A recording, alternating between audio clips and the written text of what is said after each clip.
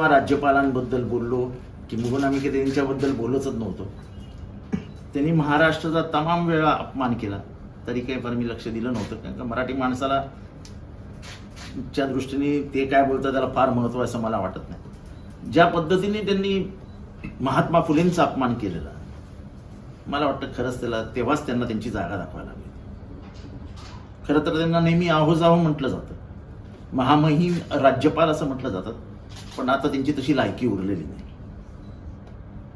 त्याला मराठी माणसांची किंमत समजलेली नाही.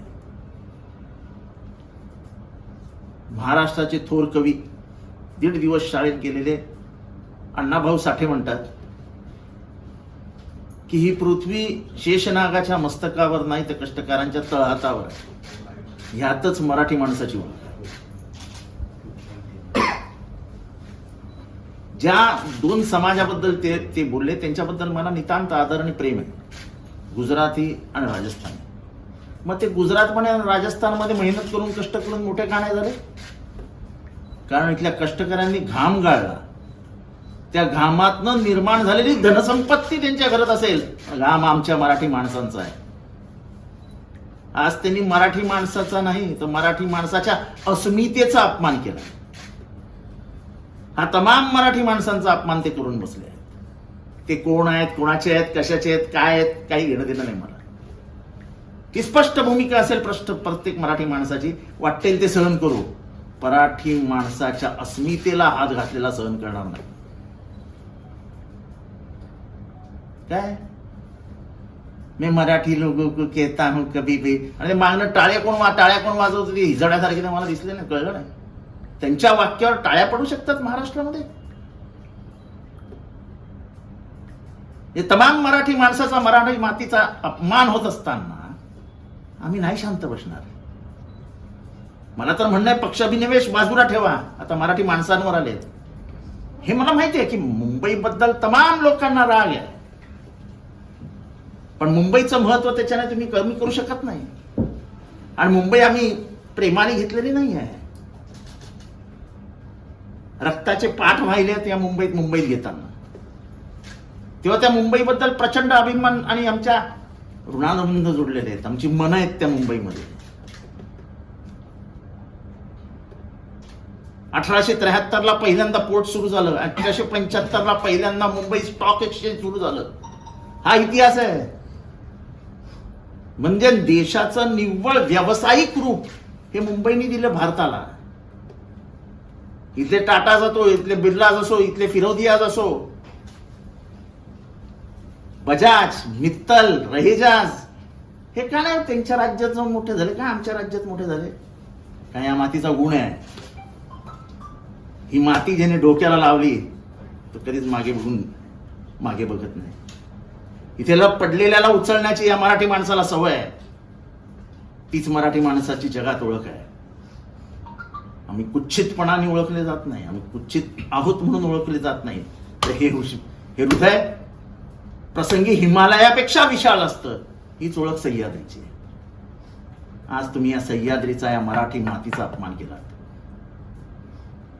होशियारी, माफी मागा. तुमची लायकी नाही मराठी माणसाबद्दल आणि महाराष्ट्राबद्दल बोलण्याची.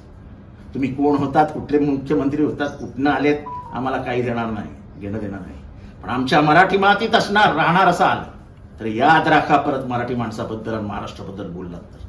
उद्धव ठाकरेंनी असं म्हटलं की त्यांना कोल्हापूर, उद्धव ठाकरे जे बोलले कोल्हापूर, त्यांना मी आमचे अध्यक्ष आनंद परांजपेंनी आत्ताच बोललो. आणि सोमवारी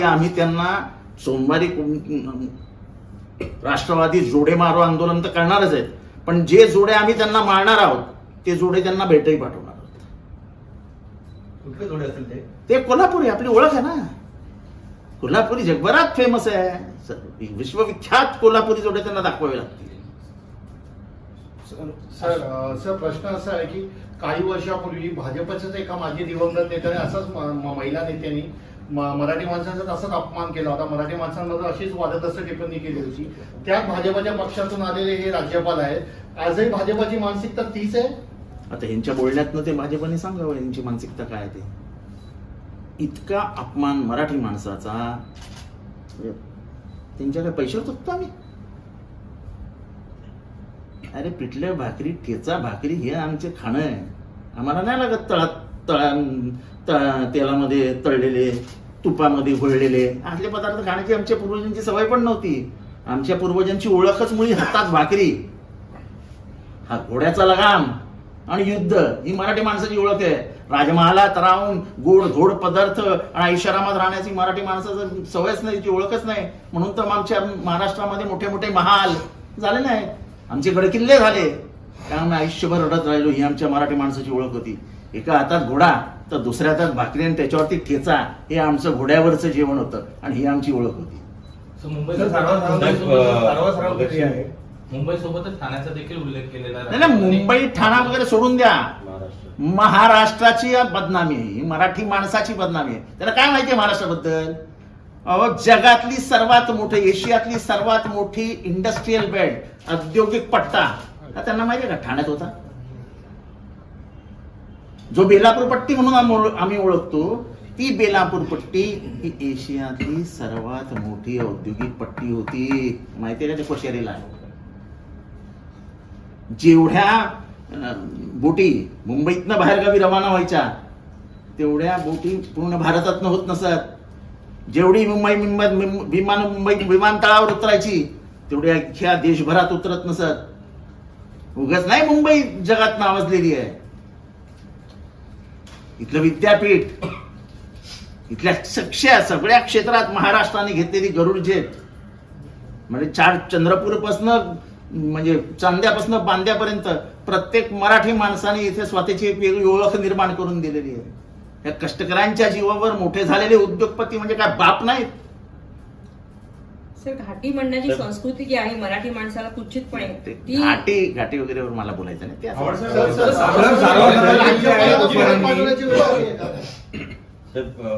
उद्धव ठाकरे असं म्हटलं की त्यांची भाषणं जी आहेत असं आहे मला ते काय बोलले माझं मी त्यांची भाषण दिल्लीतून घेऊन येत असं त्यांचं म्हणणं.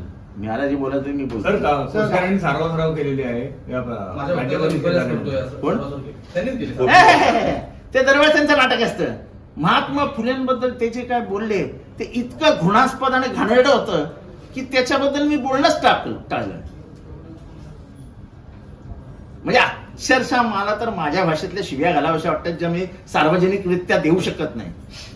पण इतका नालायक माणूस राज्यपाल म्हणून आहे हे महाराष्ट्राचं दुर्दैव आहे. मराठी माणूस उपाशी राहील, एक वेळ दोन घास कमी खाईल, पण आपली अस्मिता घाण ठेवणार नाही आणि अस्मितेला जर ठेच पोहोचली, ठेच पोहोचवणाऱ्याला माफ करणार नाही. महाराष्ट्रामध्ये जेव्हापासून राज्यपाल महाराष्ट्रामध्ये आलेले आहेत तेव्हापासून ही त्यांची वादग्रस्त विधानं सुरू आहे. याआधी अशा पद्धतीची विधान त्यांची असं आहे की जोपर्यंत ते पॉलिटिकल बोलत होते, राजकीय बोलत होते, तेपर्यंत मी कधीही त्यांच्याकडे लक्ष दिलं. कारण का आपल्या पदाचा ते वारंवार गैरवापर करत होते. संविधानिक दृष्ट्या त्यांचं वागणं हे संविधानानुसार नव्हतं, पण राजकारणामध्ये असे वापर केला जातो, त्याच्यात काही मोठं असं काही होतं असं म्हणा. पण आता जे काय बोललेले आहेत ते मात्र मराठी माणसाचा, मराठी मातीचा अपमान त्याने केलेला आहे आणि त्याला माफी नाही. सर, मुंबई केंद्रशासित करण्याचा आढावा वाटतो का? हा मुंबई वगैरेचा अपमान नाही हो, हा तुमचा अपमान आहे. तुमचा कसले प्रश्न विचारता मला? ते म्हणतायत की तुम्ही गुजराती, मारवाड आणि राजस्थानींच्या जीवावर मोठे आहात.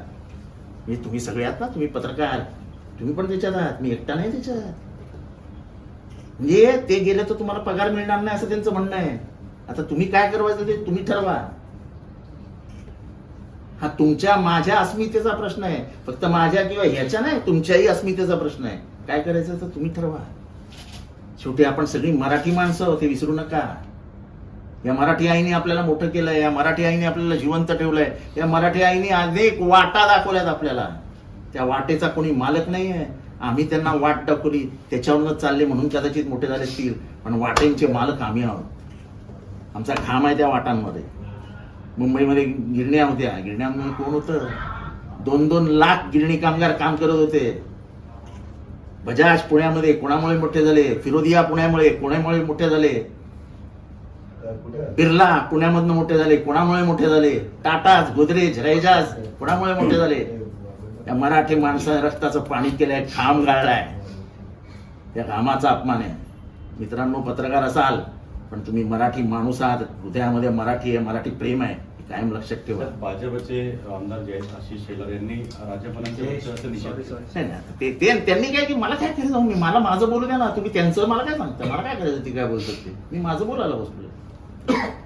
सर बस हुआ अभी राज्यपाल को वापस बुलाओ असं सुप्रिया ताई बोलल्या. राज्यपाल वापस बुलाव ना, हकालो उसको.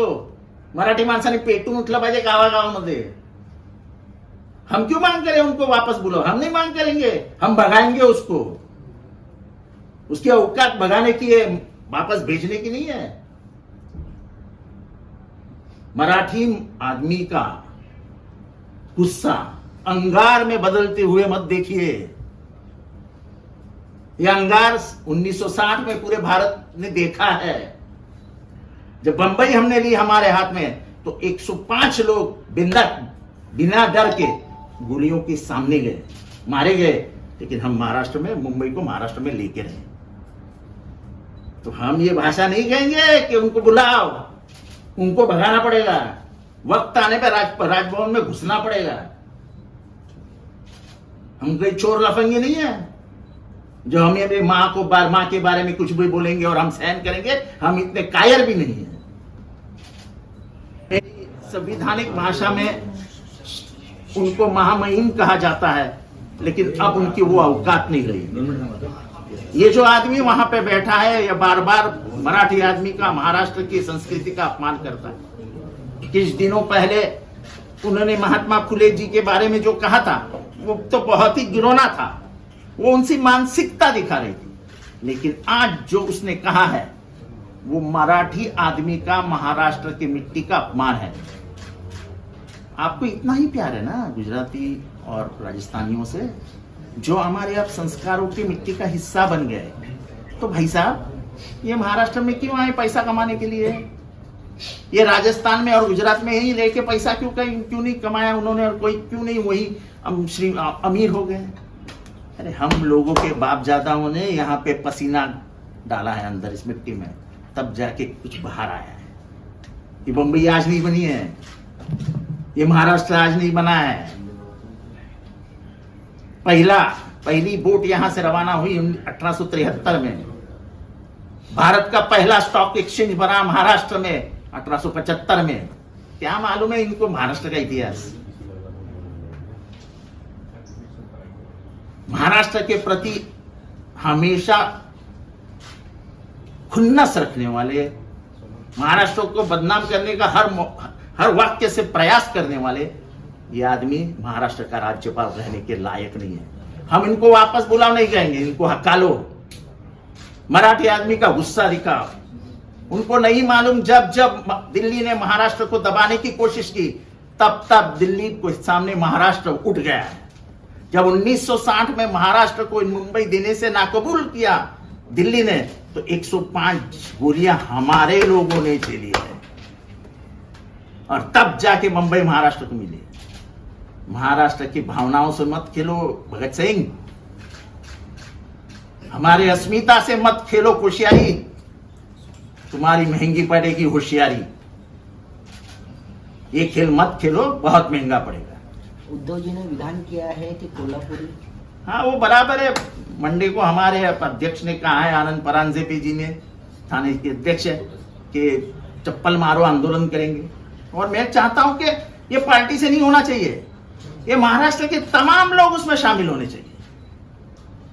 हम भिखारी नहीं है, हम किसी के पैसे पे जिंदा नहीं है. अगर कोई जिंदा है पैसे पे, तो हमारे मिट्टी से पैसा उन्होंने उपाया है. हमारी मेहनत से पैसा निकला है, जो उनके शायद घर में हो सकता है.